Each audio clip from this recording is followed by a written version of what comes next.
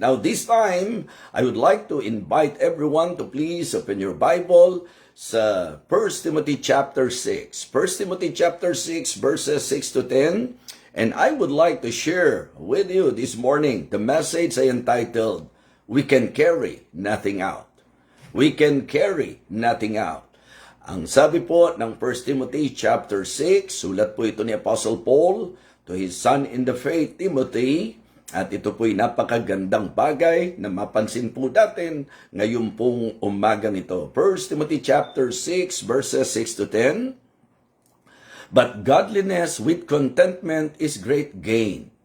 For we brought nothing into this world. It is certain we can carry nothing out. Yan po ang ating pinagkuhanan ng ating pong title. We can carry nothing out. Again, verse number 7. For we brought nothing into this world. It is certain, and it is certain we can carry nothing out. And having food and raiment, let us be therewith content. But they that will be rich fall into temptation and a snare, and into many foolish and hurtful lusts, which drown men in destruction and perdition. For the love of money is the root of all evil, which while some coveted after, they have erred from the faith, and pierced themselves through with many sorrows.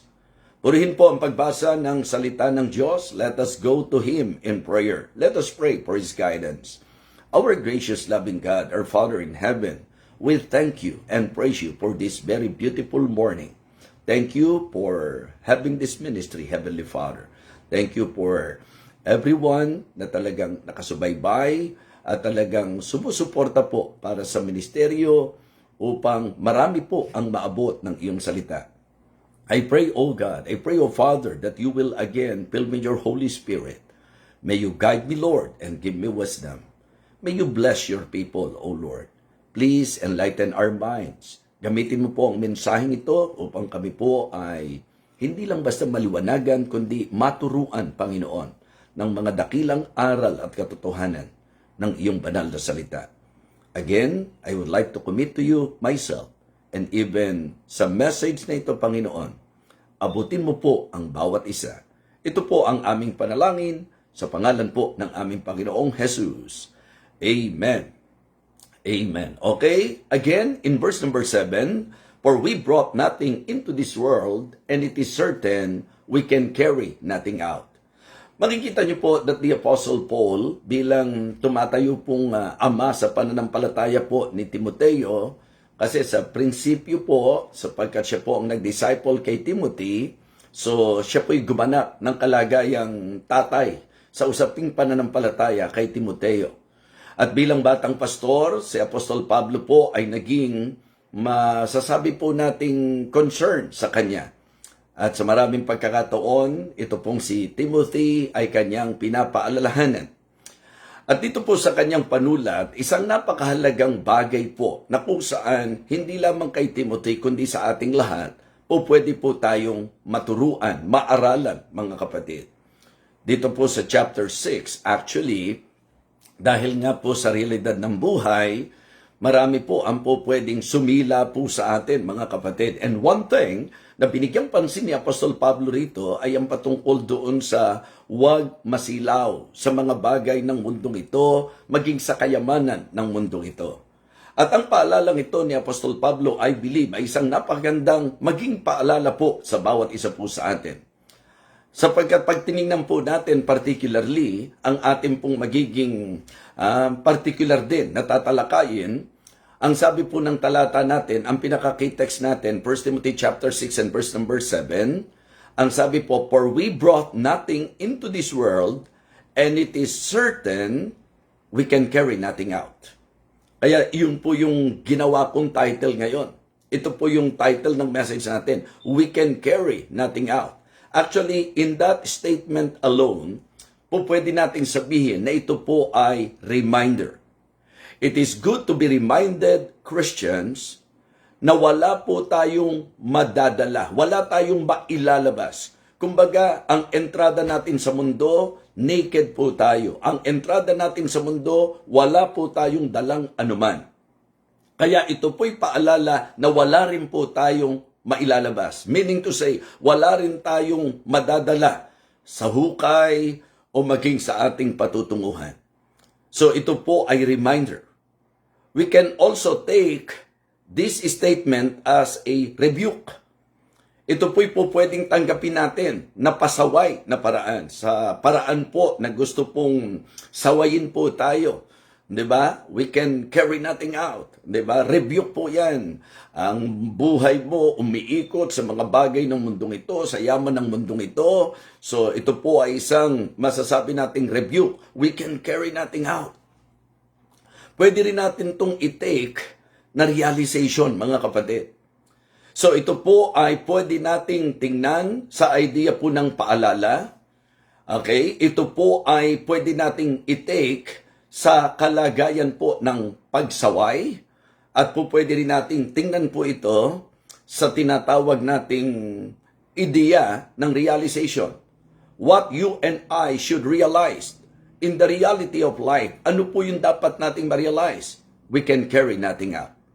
So, yun po ho, yung statement pa lang, we can carry nothing out. For me, it is a reminder, it is a rebuke, and it is a realization. Amen?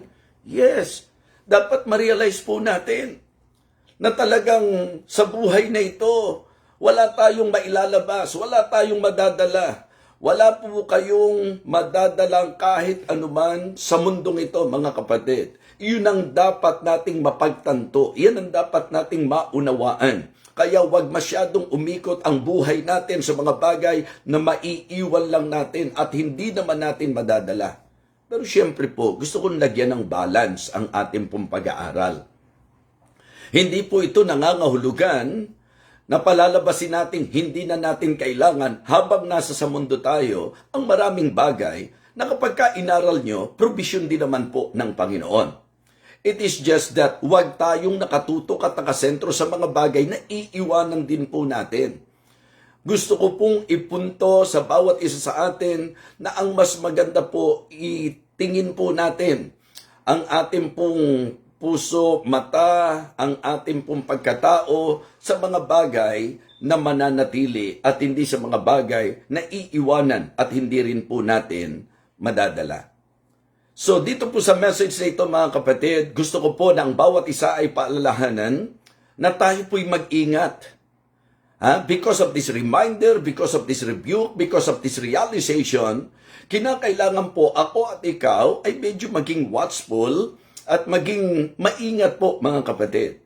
And I can say, using this text, using this passage, ang unang magandang babala at paalala po sa atin, beware of covetousness. Di ba? Mag-ingat po tayo sa kasakiman, mga minamahal.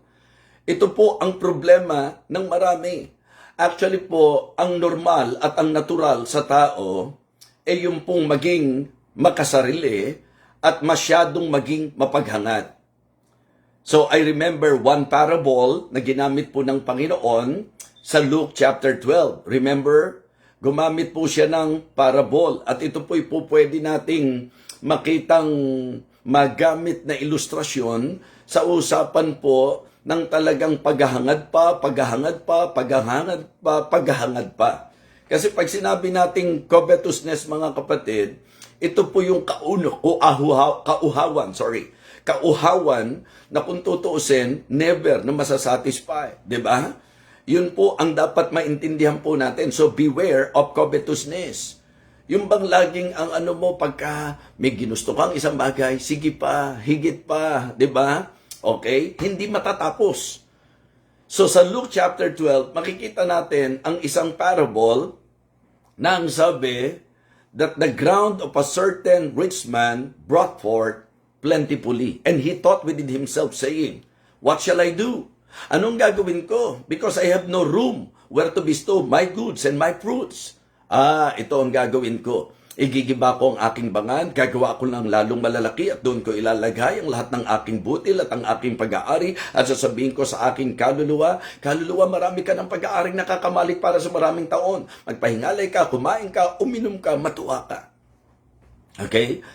So, ang gusto ko lang po na bigyang pansin po natin kasi sa panahon po natin, sabi ko nga, hindi naman masama na maging masagana. Dahil ang Diyos po, sa paglalarawan, sinabi po na yung mga nagtatapat daw po, pasasaganahin niya talaga sa pagpapala. Di po ba? A faithful man shall abound with blessing. And we cannot deny the fact na sa usapang blessing, kasama po rito ang kasaganahan sa buhay. Kaya po huwag tayong magtataka na kapag meron pong mga nagtatapat na mga Kristiyano, kahit nga po pastor diba? Kahit pastor, kapag ka po nagtatapat mga kapatid, kaya po yung mga nangangaral minsan, na kapag ka po magbibigay po ng kanilang masasabi po nating punto de vista, na para po bang sinasabi nila, dapat pagka pastor, hindi ba? Hindi po maayos ang sasakyan, dapat hindi masyadong partikular sa... kahit naman hindi pastor, dapat hindi po nakatutok sa mga bagay ng mundong ito. Pero mga kapatid, kung kilala mo ang Diyos po ay mapagpalang Diyos. At dahil mapagpalang Diyos, di ba, kaya po niyang pagpalain ang gusto niyang pagpalain. At siya po ang nagsabi na sa kanyang pagpapalain niya yung nagtatapat. At ang sabi nga po niya, mananagana sa pagpapala. Minsan po kasi may mga mangangaral na nag-i-implant ng hindi magandang isip doon po sa mga mananampalataya para lang po lumabas na sila po'y magaling, di ba? Na hindi sila after sa kung ano-anong bagay. Mga kapatid, that is actually God's blessing na kapag ka nagtapat ka, pagpapalain ka. Kaya kung papaano po na nakakakita kayo ng mga Kristiyano na talaga namang pinasasagana ng Panginoon, lalo na kung giver po yan. Ano po ba ang sinasabi po ng Bible? Kapag ka ang isang tao giver, give and it shall be given you, good measure, pressed down, shaken together, running over. Diba? Kung i-imagine po natin, yung sinasabi po na yan, diba, running over, nag-uumapaw, ang ibig sabihin, nananagana po.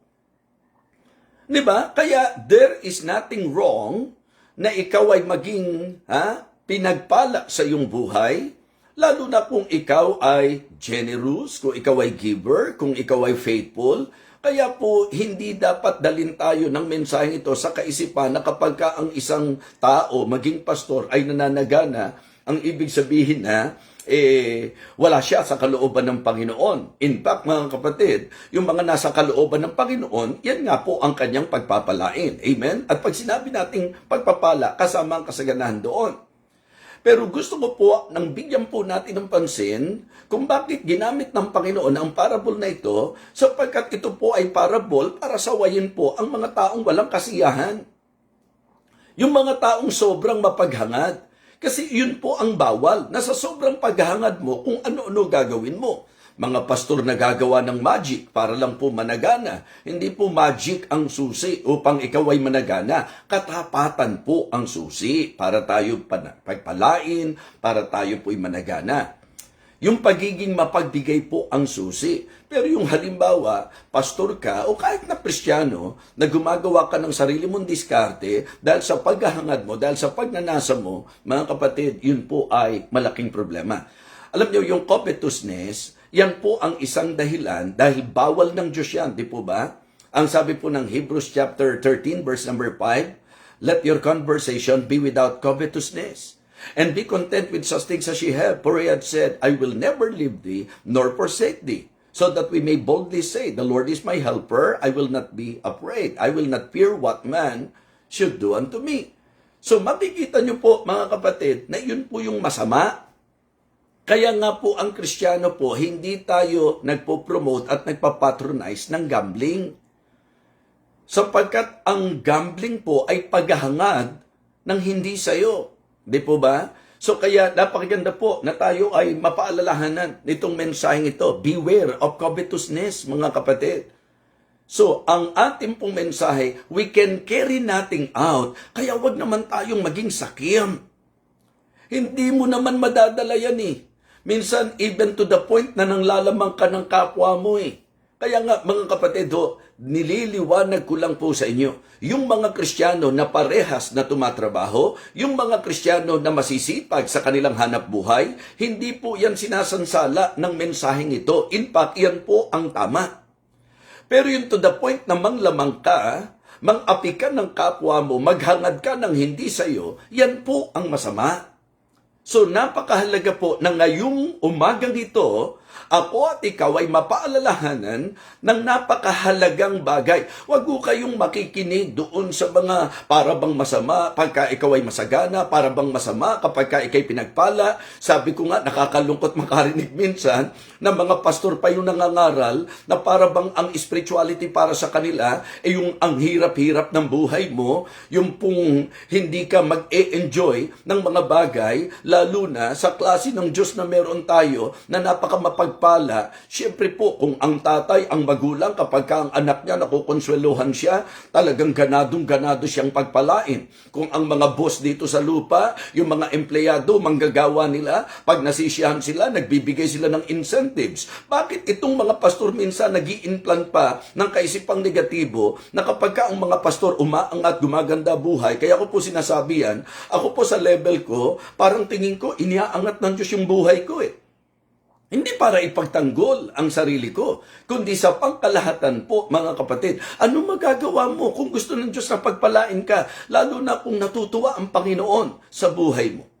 Hindi po kami mayaman, pero kapag tinignan ko po sa pagkatao ko, kahit ano lang okay po kami.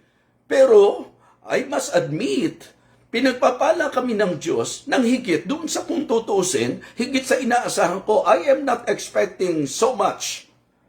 But it is the design of God that if you are serving Him, if you are, giving what you should give, diba? Kung ikaw ay talagang may ganung puso, Diyos mismo sa kanyang kapasyahan, pagpapalain ka. So kaya mga kapatid, mga minamahal, minsan po kumukuha tayo ng simpatya, para po ma-justify yung kung ano lang po yung ating pong kalagayan. Kristiyano, ini-encourage kita. 'Di ba? Ang Diyos hindi lang niya gusto na save ka, ang gusto rin niya ma-bless ka. Bagamat ang blessing po, hindi po nakatutok lang sa material na bagay, pero hindi niyo po maitatanggi na kahit sa material at pinansyal, kaya tayong pagpalain ng Panginoon. Kaya tingnan niyo po ang motivation.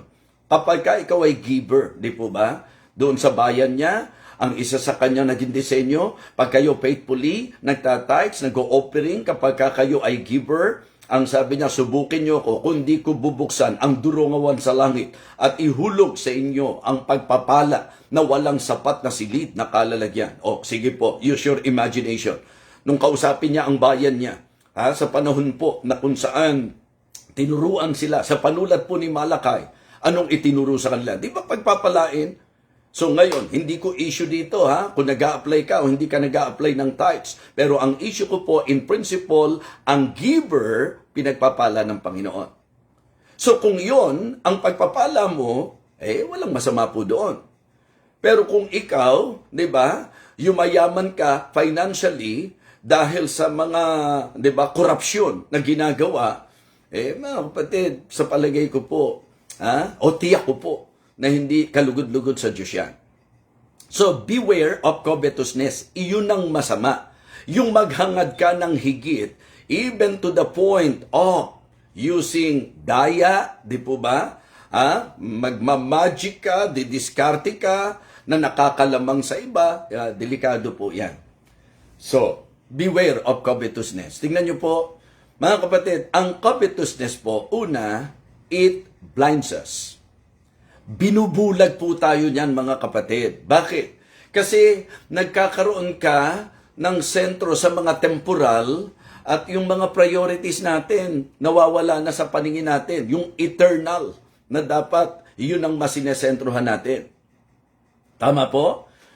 Kung ikaw wala ka nang ginawa kundi palakihin ang business mo na hindi mo namamalaya, hindi ka na pala umaati ng church, hindi mo namamalaya, napapabayaan mo na yung Christian obligations mo, yung dapat sana ginagawa mo bilang Kristiyano dahil nga ang sentro ng buhay mo doon lagi sa pagpapayaman,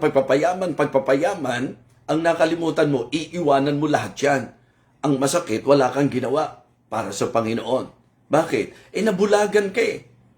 Diba? Because of covetousness, mga kapatid, nawala na. Hindi mo na nakikita. Yun dapat makita mo. Hindi mo na sa sentruhan. Yun dapat sentruhan mo. Mga kapatid, it blinds us.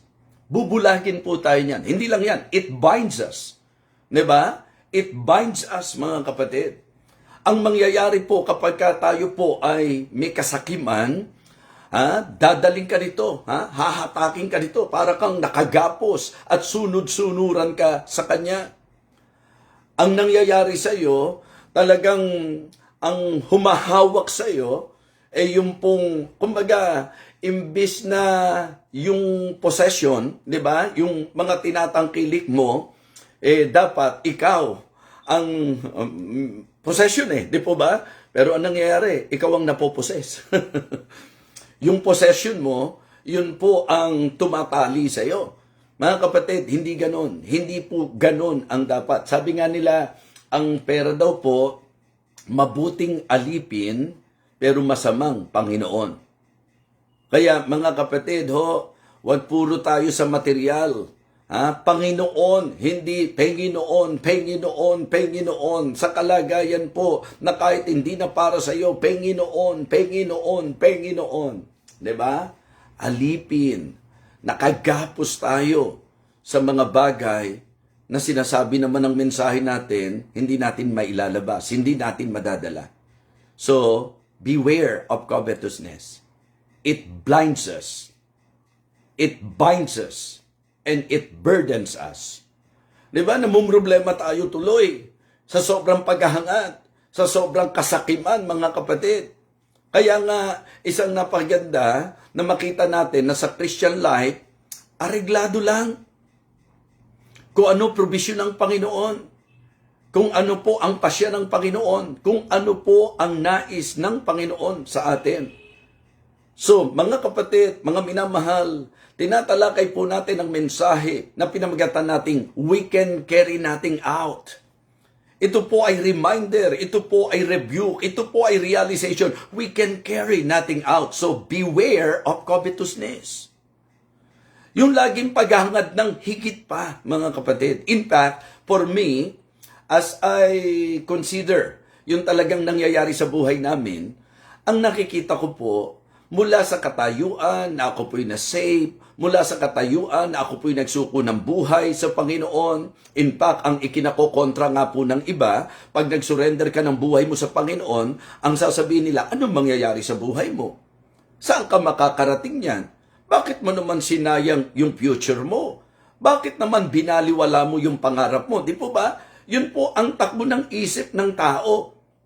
Na kapag ka sa Diyos mo ibinigay ang buhay mo, parang pagtatapon, parang pagsasayang, pinatutunayan ng Diyos na mali yung ganong konsepto. Bakit? Sapagkat pagka sa Diyos mo ibinigay ang buhay mo, kapasyahan ng Diyos ang i-enjoy mo sa buhay mo. God will be the one to decide for your blessings. Hindi po ba? Sa mga pagpapala mo. Kaya nga, kapag ang isang tao nagsuko ng buhay, hindi naman po kami nagsuko ng buhay para materially managana. Hindi naman po kami nagsuko ng buhay namin sa Panginoon para po sa mga material na pagnanasa o pinansyal na pangarap. Kami po'y nagsuko ng buhay sa Panginoon sapagkat ang realization po, dapat meron tayo. Pag ang kalooban ng Diyos hindi nasunod sa buhay mo, never na magiging matagumpay ka. Dapat wala tayong other option but to obey. Di ba? But to do the will of God in our lives. And if we will decide na ang Diyos ay sundin natin, sa palagay niyo po, malupit ba ang Diyos? Sa palagay niyo po, wala bang kwenta ang Panginoon? Kaya nga sabi ko, maraming bagay sa aming buhay na hindi namin pinangarap, pero ano ginawa ng Panginoon? Kahit po sa akin pong hinagap, hindi pumasok yan. Nung kami damputin ng Panginoon, nung kami po'y tawagin ng Panginoon, napakapayak ng aming kaisipan. Never na inisip ko po, sapagkat sa akin po, aminado lang po ako. Nabagamat sa iba, ordinary naman po yung nararanasan namin. Pero sa tingin namin, sa sarili namin, sa level namin, parang sobrang thankful kami na sa Panginoon sa lahat ng ibinibigay po niya sa amin. Okay? So pero, yung halimbawa po, magsusuko ka ng buhay dahil sa paghahangad mo, diba? At pagka hindi mo nakamtan, magtatampo ka sa Diyos, ibang usapan po yun. So kaya ipinapaalala po ni Apostol Pablo kay Timothy, ang sabi niya, for we brought nothing into this world, and it is certain we can carry nothing out. Kasi ang ipino-point out niya, ang sabi niya, but godliness with contentment is great gain. At ang sabi ni Apostol Pablo, ito ang problema ng mga covetous eh. Yun talagang sobrang pagmamahal sa salapi, sa pera, mga kapatid. Ang problema naman po, yung pong mga hindi po marunong at magtapat sa pagbibigay, kasakiman din po yun. Yung hindi para sa iyo, ayaw mong ibigay. Yung hindi para sa iyo, yung ipinagkatiwala ng Panginoon sa iyo. Kasi ganun po tayo eh. Lahat ng bagay na meron tayo, stewards po tayo ng Panginoon. So kapag hindi mo mabitawan, hindi mo maibigay yan, hindi ka maging giver, lalo na po sa church, sa mga projects, sa mga... Kaya dyan ako sumasaluto na kahit ng mga miyembro minsan, mahihirap lang ang buhay, pero talagang pagdating sa Diyos, mukhang mayaman. Generous ang heart, mga kapatid. So, yun po ang magandang mindset. Hindi po ba? So, iyan ang isang bagay na gusto nating maituro at matutunan ng bawat isa. Mga kapatid, hindi kailangan maging mayaman para maging generous. Ang generosity, heart po yan. May mga mahihirap na tao pero ang heart generous. Meron naman pong mga napakayayaman, mga kapatid, pero talagang kung ano-ano ang mga debate na gustong gawin para lang po hindi maibigay ang para sa Panginoon. Eh, sabi ko nga, sa church natin, hindi natin magiging problema yan. Bakit? Wala naman po tayong pilitan eh. Kasi kahit anong gawin mong pilit sa isang taong ayaw, wala tayong magagawa. So kaya importante na mapaalalahanan lang po tayo na baka mamaya kaya po tikom na tikom ang kamay natin sa sobrang kasakiman na sa lahat ng meron ka, nagawa mo pang panghinayangan na ibigay ang para sa Panginoon. So hindi po makatutulong sa atin yan. And to tell you honestly, yan po ay larawan din ng covetousness. Yung bang puro sa'yo lang, di ba? Puro sarili, mga kapatid. Kaya importante po ang paalalang ito, ang saway na ito at ang realization na ito. Hey, we can carry nothing out. Sabi, for the love of money is the root of all evil. Sige po, aralin niyo po yung nangyayari. Huwag na po kayo tumingin sa ibang bansa. Dito na lang sa bansa natin na kung tutuusin sa mga presenting issue po ngayon, sa mga kinasasangkutan po ng marami, marirealize yung yaman pala ng bansa natin eh. Pero kanino lang napunta? Sa mga sakim. Sa mga covetous, mga kapatid. O ngayon, kung sila po'y na-involved at talagang guilty po sila, nakakatulog kaya ng maayos? At dahil hindi nakakatulog ng maayos, pwede kayang magkasakit? Pag nagkasakit po yan, ano ang posibleng resulta? Pag nawala po sila sa mundong ito, madadala ba nila ang lahat ng yan? So ito po ang eksaktong paalala. Kaya ang sabi po, let your conversation be without covetousness. Ang paalala po, for we brought nothing into this world and it is certain we can carry nothing out. Kaya ipanalangin niyo yung bansa natin sapagkat lumulutang ang napakaraming tao na may kasakiman. At kung Kristiyano po tayo, hindi dapat makita sa atin ang kasakiman. Amen? Hindi tayo dapat mabuhay sa covetousness. It blinds us, it binds us, and it burdens us. Diba? Laking problema mo yon. Yung gusto ka, yung may gusto ka, hindi mo makuha. Diba? Talagang sobra yung pagnanasa mo sa isang bagay, hindi mo makuha. Burden po yan. Pangalawa, beware of comparisons. Beware of comparisons. So, yun din po ang isa sa problema na dapat nating pag-ingatan. Yung bang ang nagiging gawin natin, magkumpara, buti pa sila noon, buti pa sila meron noon, bakit tayo wala? Bakit ako wala? Yung bang ang dating, gusto mo na lahat ng meron yung iba, meron ka din. Ito po tatandaan nyo, sa reality of life, maraming bagay na meron ng kapwa mo na wala ka. Pero dapat mong maisip na meron ding mga bagay na meron ka, wala sila. Okay? So, at minsan nagtatampo pa tayo sa Diyos. Okay? So, kaya nga ito sinasabi ko. Sa akin pong natutunan, ako po actually, ang pagbibigay ko, depende sa leading ng Panginoon. Ang tinutukoy ko pong pagbibigay, halimbawa, yung meron kang, yung namove ka, naabutan mo yung isang tao, Na-move ka na kahit di mo naman kilala. Sabi ko nga sa inyo, hanggat maaari, kahit barbero, kahit taxi driver o yung grab driver, talagang kapag ka dumating doon sa punto na nililid ako ng Panginoon, so yun po, ganun ang aking system ng giving. Wala po akong sinisino, wala po akong pinipili, mga kapatid. Ngayon, ang point ko, doon sa idea po, minsan may mga magsasabi sa iyo, bakit ganun? Dapat pag binigyan mo yung isa, bigyan mo rin silang lahat. Pagka ginawa po natin ng mga kapatid, palagay ko po, magkakahirapan tayo. At kung palalabasin nyo pong mali yun, dapat parehas ka. Kung binigyan mo yung isa, bigyan mo yung lahat. Kahit sa mga workers po natin, ayoko pong magkakaroon ng ganun damdamin yung worker na kapag ka nakita niya na yung isang worker binigyan, magtatampo siya, bakit ako hindi? Tapos mag-iisip ka pa, may favoritismo. Hindi ganun. Ang bawat bagay sa buhay natin dapat according to God's leading. And we should, di ba? Recognize it and acknowledge it that it is God that will determine our blessing. Hindi ang tao sa paligid natin. Kasi kung sasabihin nyo po na kapag ka nagbigay ka sa isa, hindi mo binigyan ng lahat, unfair ka, edi pwede nyo pong akusahan ng Diyos.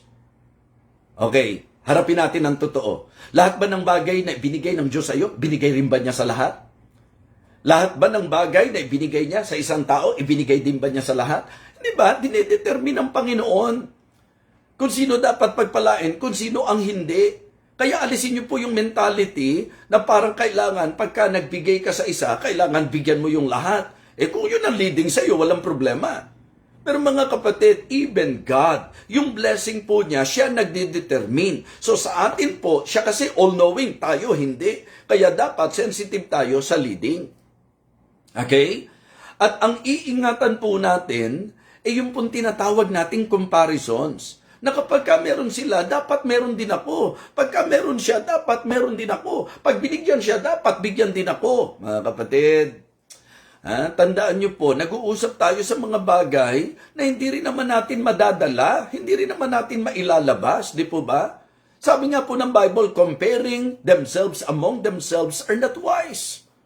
Yung bang, alam niyo po, yung ikinukumpara natin ang mga sarili natin, yung kumpara tayo ng kumpara kung kani-kanino, hindi raw po wise yun. Sabi ko nga po, pagka ikaw ay nagkumpara ng sarili mo sa iba at nakita mo marami ka kaysa sa iba, yayabang ka. Pag nakita mo namang wala ka nang meron yung iba, maawa ka naman sa sarili mo. To the point na magtatampo ka pa.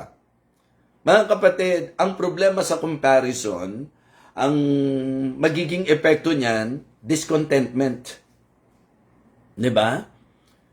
Yung kapag ka meron ka na, kung tutusin, pwede mo nang i-enjoy, pero dahil nagkumpara ka, na bakit siya? Mas maganda yung, ang mangyayari sa iyo, imbis na maging thankful ka sa bagay na meron ka, mga kapatid, magiging bitter ka, diba?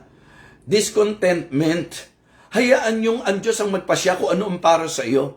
Just be faithful. Do the will of God in your life. Obey God, mga kapatid, and He will surely bless you. At kung ano yung binigay ng Panginoon sa iyo, makontento ka. Godliness with contentment is great gain. Ang laki-laking pakinabang kapag ka natutunan natin ang makontento sa buhay na ito.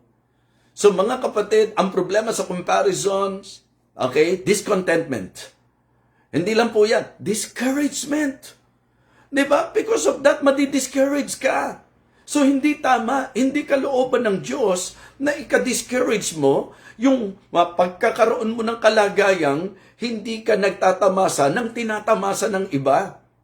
Kaya nga, ang dinidevelop nating attitude, rejoice with them that do rejoice. Tandaan niyo po, na baka ang kinaiinggitan natin at ang ikina-discourage natin, yung mga bagay na iiwanan mo lang din dito sa lupa. Okay? Yun po ang dapat nating pakaingatan. So mga kapatid, mga minamahal, always consider this very important lesson because I think ito po'y babala. I'm sure ang concern ni Paul ay mabigyan ng warning even si Timothy, mga kapatid. And the same thing na pinapaalala ko po sa sarili ko. Huwag tayong maghabol. Sa blessing, hayaan niyo po yung blessing ang humabol sa atin.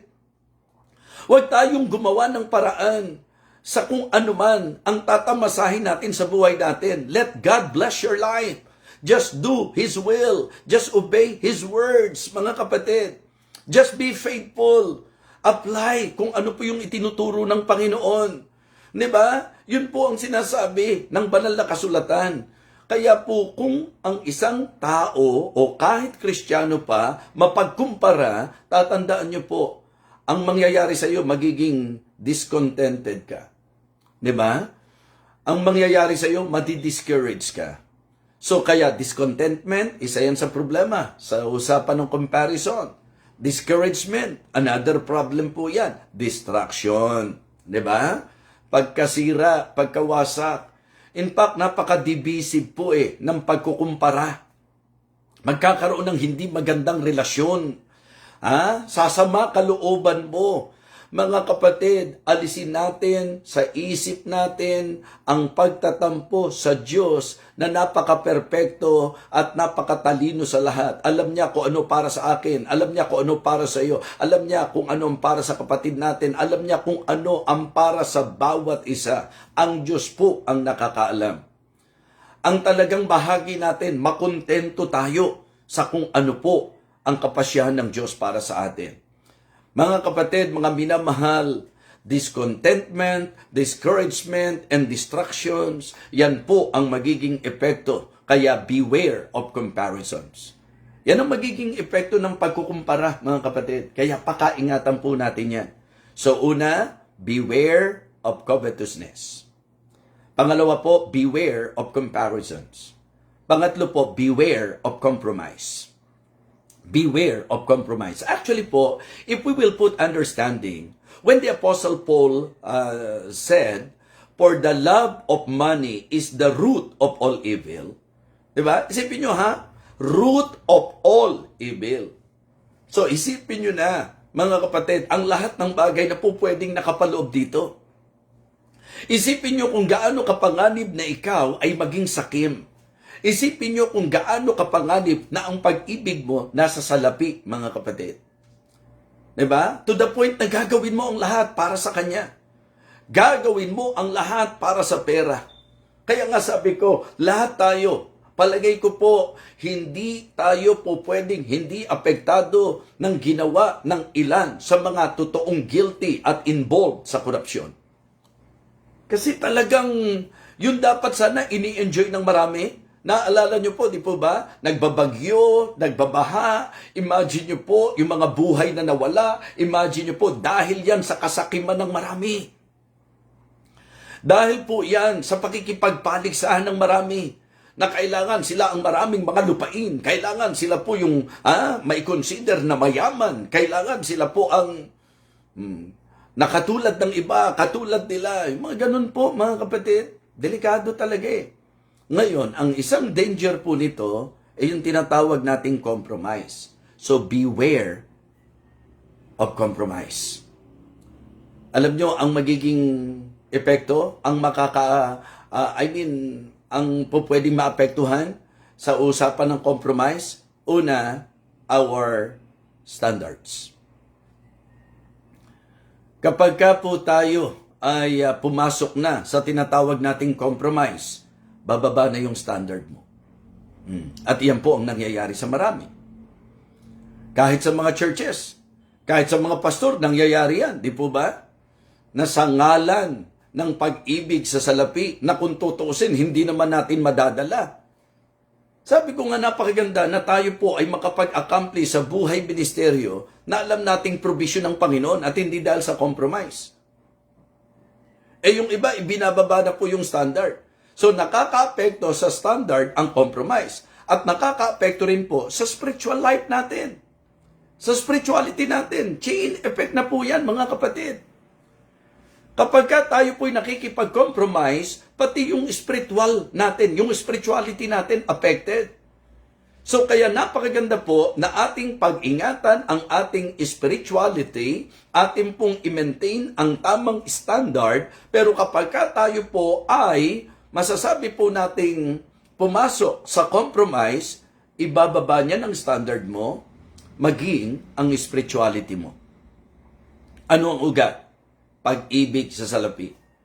Ano ang paalala? Hindi mo yan mailalabas, hindi mo madadala yan. pag-ibig sa mga bagay ng mundong ito. Ano paalala? Hindi mo madadala yan. So lahat ng pinaghihirapan mo, lahat ng pinaghahangaran mo sa mundong ito, in reality, hindi mo madadala yan. Kahit na blessing pa ng Panginoon sa iyo yan, hindi mo madadala yan. Kaya i-enjoy mo siya, pero huwag kang magpakasama dahil po dyan. Mga kapatid, paalala, we can carry nothing out. Pagsaway ng Diyos, hey, you can carry nothing out. Realization, wala naman tayong madadala eh. Wala naman tayong mailalabas. So ito po ang mensahe ng Panginoon ngayong araw na ito para sa bawat isa sa atin. For we brought nothing into this world, and it is certain we can carry nothing out. Kaya po ang panawagan po ng mensahe natin, mga kapatid, ay yung tinatawag nating contentment. With God, di ba? Godliness with contentment is great gain. Conformity to God. Yung bang kung ano po ang pagpasyahan ng Diyos, doon tayo. Siya ang nakakaalam. And then concentration on the things of God. Okay? So, una, contentment, of course, with God in our lives. So, napakagandang paalala po niyan. So, yun tayo po'y makontento sa kung ano po ang para sa atin. Okay? And then, yung pong concentration sa mga bagay ng Panginoon. Ngayong araw na ito, umaasa po ako na muli, pinagpala po tayo ng Panginoon. Paalala, pagsaway, at realization po. Reminder, rebuke, and realization. We can carry nothing out. So, beware of covetousness, beware of comparisons, and beware of compromise. For the love of money is the root of all evil. Paalala, kahit anong pagpapakahirap, anong diskarte ang gawin mo dyan, tandaan nyo po, hindi natin madadala sa kabilang buhay yan. Kaya po, sapat na may kinakain tayo, meron tayong iniinom, meron tayong dinaramit, matuto tayong makontento. Amen? Makontento po tayo sa provision ng Diyos. At kung sa kapasyahan ng Diyos, may kinakain ka na, may iniinom ka na, meron kang isinusuot, tapos, binigyan ka pa niya ng sasakyan, binigyan ka niya ng maayos na negosyo, binigyan ka niya ng magandang bahay, binigyan ka niya ng masaganang material na bagay. As long na confidente ka na yan ay ayon sa kalooban ng Diyos at totoong blessing ng Panginoon, wala akong nakikitang evil dyan. Kaya wag din po kayong makikinig doon sa mga mangangaral kuno na walang ginawa, kundi maghasik ng mga kontrobersiya, mga kapatid. Ang pakinggan nyo pong mangangaral, yung talata po ng Biblia, ang ipinapangaral po sa inyo. Okay? Kaya pag nakakita kayo ng mga kapatiran na pinagpapala, huwag kainggitan, makigala kayo sa kanila. Okay? Pag nakakita kayo ng mga servants of God na pinagpapala, in fact, if you will study the Word of God, dapat nga isa tayo sa dahilan kung bakit po napagpapala ang mga manggagawa ng Panginoon. Okay? Yun po ang mensahe ng Panginoon. Again, memory verse na naman yan. Diba? 1 Timothy chapter 6 verse number 7, For we brought nothing into this world, and it is certain we can carry nothing out. Ayan, subukan nyo po, i-memorize natin. Pwede nga dalawa pa yan eh. Godliness with contentment is great gain. Godliness with contentment is great gain. Godliness with contentment is great gain. Amen? Okay, for we brought nothing into this world, and it is certain we can carry nothing out. Let us pray. Our gracious loving God, again, we thank you and praise you for this wonderful message. Lord, thank you for this great reminder. Thank you even for the rebuke, O God, and the realization. I pray that you will continue to operate in our lives. May we realize, Heavenly Father, na laging ikaw ang nagde-determine ng blessing na para sa amin. In fact, hindi po yun ang kailangan naming pakaisipin. Hindi po yun ang kailangan naming tutukan sa buhay na ito, sapagkat ikaw nakakaalam kung ano po ang marapat para sa amin. Sa usapang pagpapala, ikaw po ang may kapasyahan. Kaya matuto po kaming makontento sa kung ano po ang kapasyahan mo para sa amin at wag po kaming mahatak at magapos ng kasakiman, wag po kaming magapos ng mga bagay sa mundong ito sapagkat malinaw po sa amin, wala po kaming madadala. Wala po kaming mailalabas. Sa naging pagpasok namin sa mundong ito na wala kami, Panginoon, wala rin po kaming madadala paglabas namin sa mundong ito. Kaya nawa, ang mensaheng ito'y nagbigay liwanag sa isip at puso ng bawat isa sa amin. Muli po, Panginoon Diyos, maraming salamat po sa iyo. Ingatan mo po kaming lahat, pagalingin mo po ang mga may karamdaman. Panginoon, pagpalain mo po ang mga may kagipitan. Dakilan Diyos, bigyang lakas mo po ang mga nangihina. Payapain mo po ang mga may kagulumihanan. Dakilan Diyos, yakapin po kaming patuloy ng iyo pong kagandahang loob, ng iyong biyaya. Salamat po, Ama. Ito po ang aming panalangin sa pangalan po ng aming Panginoong Jesus. Amen. Amen.